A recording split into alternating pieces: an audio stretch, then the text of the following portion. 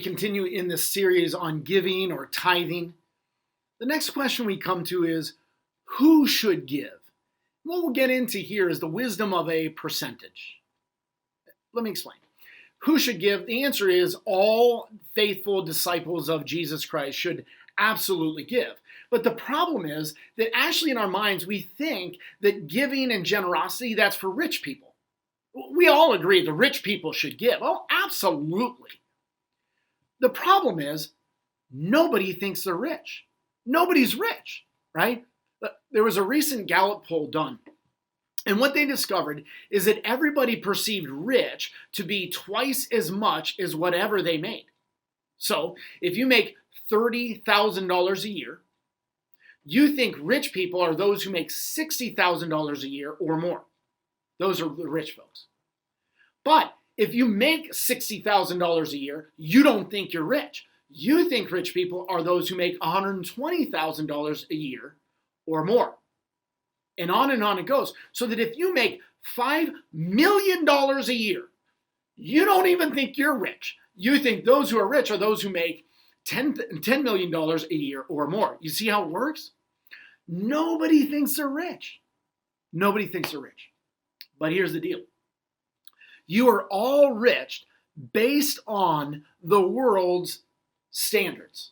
Based on the world's view of wealth, you're all rich. Let me read something to you from Andy Stanley, who is a pastor down in Georgia. He wrote, on the world's scale, you should have no problems at all, other than a handful of rich person problems. Problems that the majority of folk on this planet would love to have. Bad cell phone coverage? That's a rich people problem. Can't decide where to go on vacation? Rich people problem. Computer crashed, slow internet, car trouble, flight delays, Amazon doesn't have your size, all rich people problems. Next time there's a watering ban in your neighborhood. Now, let me pause there because he's down south, right? We're up in Ohio. We're like, what is that about? So I think you guys know that there are parts of the country where there's drought and they have to put bans on watering your lawn, these houses on these days, that kind of stuff. Okay, so here's what he says. The next time there's a watering ban in your neighborhood, just remember that many people, mostly women, carry jugs on their heads for hundreds of yards just so they can have water for cooking and drinking. They can't imagine a place where there's so much extra water that house after house sprays it all over the ground. That's crazy.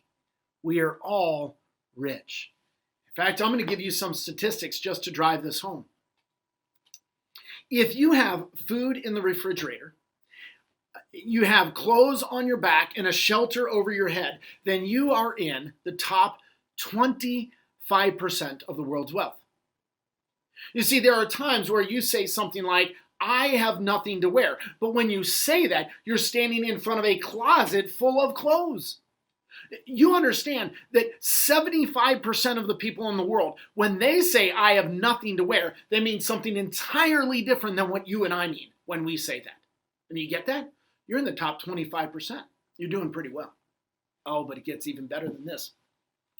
If you live in America and you own a car, you're in the top 10% of the world's wealth. You're in the top 10%, man. If you have money in a bank, money in your wallet, and spare change in a dish, now you're in the top 8% of the world's wealth. You're doing great. But are you ready for this? Here it is. If you have $50,000 in combined household income, which means if both mom and dad work, you take their salaries and add them together to get combined household income. So if those combined, if you have $50,000 in combined household income, you're in the top 1% of the world's wealth. You see, when people talk about the one percenters, they're talking about themselves. They're talking about all of us. The average American household, combined household income, $50,000. That's us. That's us. We're in the top 1% of the world's wealth. Do you see it? Do you see the problem? We're in the top 1% of the world's wealth, but you don't think you're rich. And the equation goes like this: rich people should give, plus nobody thinks they're rich. That equals nobody gives. You're in the top 1%. You don't think you have enough money to give. That's crazy. That's crazy. That's why a percentage is very fair. So when we say who should give, it's all disciples of Jesus, and the percentage solves this game. See, giving a tithe, that's the idea of a 10%. That's a percentage. It's really, really fair. So if you are unemployed and you're making $0, you give 10% of zero. That's nothing. You don't have to give. We're going to help you out. We got you. But if you make $30,000 a year, you give $3,000 a year. That's a fair percentage. We're good. But if you make $300,000 a year, your tithe is that other guy's salary. You give $30,000 a year. After all, shut up. You make $300,000 a year. You can afford it. Come on, get it done, man, right?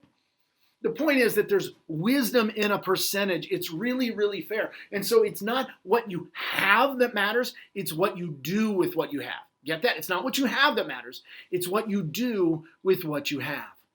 And the great thing about it is that in this way, everyone who gives generously, you can be generous. If you give faithfully, you can be generous. If the standard was, hey, you have to give $30,000 a year to be considered generous, oh my goodness, are you kidding me?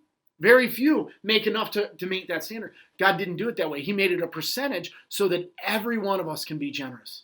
I love that. I love that. So who gives?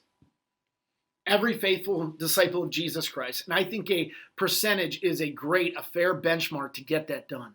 Now, the question then starts to become, well, what about, is it off my gross income? Is it off my net income? How am I going to pull that off? This just seems crazy to me. All right, so in our next video, what we're going to talk about is when to give. And that gets into the issue of first fruits. Stay tuned for that. Thanks.